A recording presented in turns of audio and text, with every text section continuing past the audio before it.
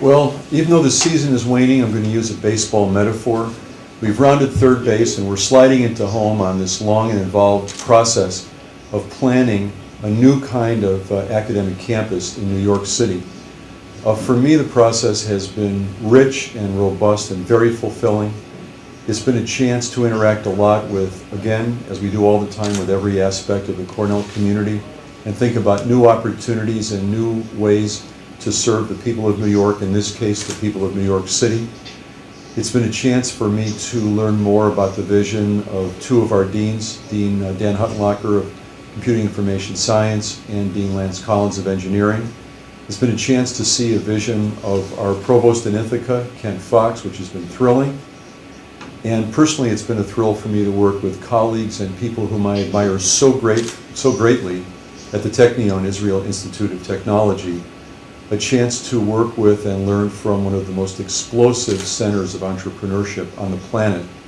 And it's been a great thrill, and it's been a wonderful process, and I'm glad to see it come to such a fruitful end.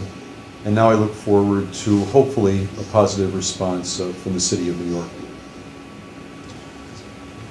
President Lavie, do you want to share your thoughts about this project? I cannot agree more with President Skorton. It was a very fulfilling process. In the Technion, both the administration and a committee of deans of the leading faculties in the Technion participated in the process under the supervision of the senior vice president, who is equivalent to the provost, Professor Paul Fagin. They met on a regular basis to form and to define the vision, and once we came to a concept, then we had a meeting with the team of Cornell in Cornell Club in New York, and we started a dialogue. And the dialogue was very, not only stimulating, it showed us how academic minds can come to a common concept. And to us, it was very surprising that independently we came almost to the same structure of this institute and almost to the same hubs that each of us envisioned. It was a very important process in the Technion. It allowed us to think about the future. It allowed us to crystallize where our strengths lie. And I believe that at the end of the day, both Cornell and the Technion and the City of New York will immensely benefit from this exercise. So I'm very optimistic, and I do hope that the city will choose right. Thank you. Yeah. Dan, would you like to add something?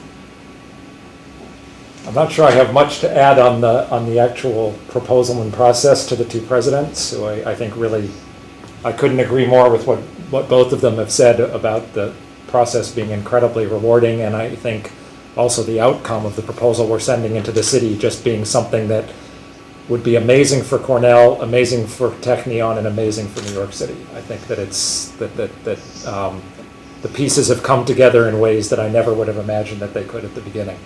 So I think instead I'm going to comment a little bit more on the personal side of this, which is that in the last 7-8 months, I have been working more on this project than anything else at Cornell, and much to the detriment of some of my actual day-to-day responsibilities.